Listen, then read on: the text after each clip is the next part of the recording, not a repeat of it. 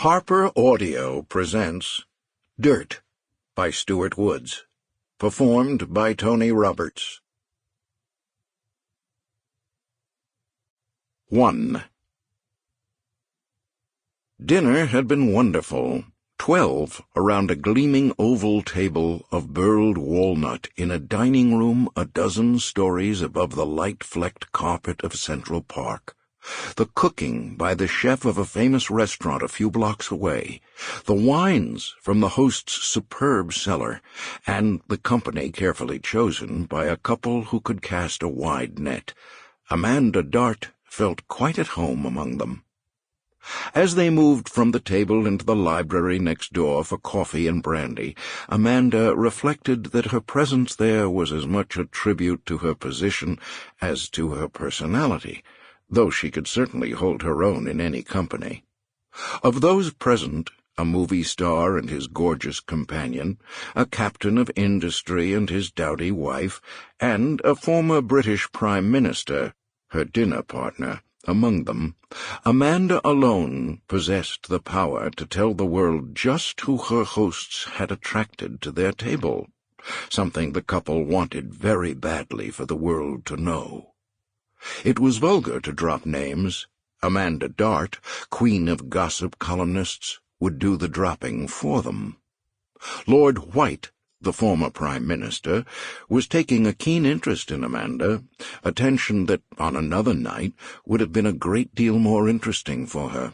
Tonight, however, she had other plans, other company in mind, and the thought made for a weak feeling in her crotch. "I chose my title from the island of my birth," Lord White was saying. "Oh, yes, the Isle of Wight," Amanda said, returning his serve. "I believe the town of Cowes there is the capital of British yachting." Point made. "The capital of European yachting," his lordship replied. "And that's where you sail your little yacht?" "Actually, it's quite a large yacht," White replied testily, "and I don't just sail it, I race it." "Tell me, Lord White," Amanda asked innocently, "just how does someone amass enough of a fortune to buy a large yacht during a lifetime of public service?" "Fortunately, my dear lady," White said, smiling softly, "in my country the amassing of a fortune is not incompatible with a life in politics. One acquires knowledgeable friends who advise one on how to invest one's money." Amanda winked at him. "One understands," she said. Her hostess joined them. "Amanda, dear," she said, "you made me promise to tell you when it was midnight, and it is. You're catching a plane?" "To St. Bart's," Amanda said, moving forward in her seat in preparation for standing. "Surely there's no plane out of Kennedy at this hour," White said, consulting a gold watch from his waistcoat pocket. "They do have noise regulations, don't they?" "Not at Teterboro," Amanda replied. "One is fortunate enough to have friends with jets." She stood up, bringing Lord White with her.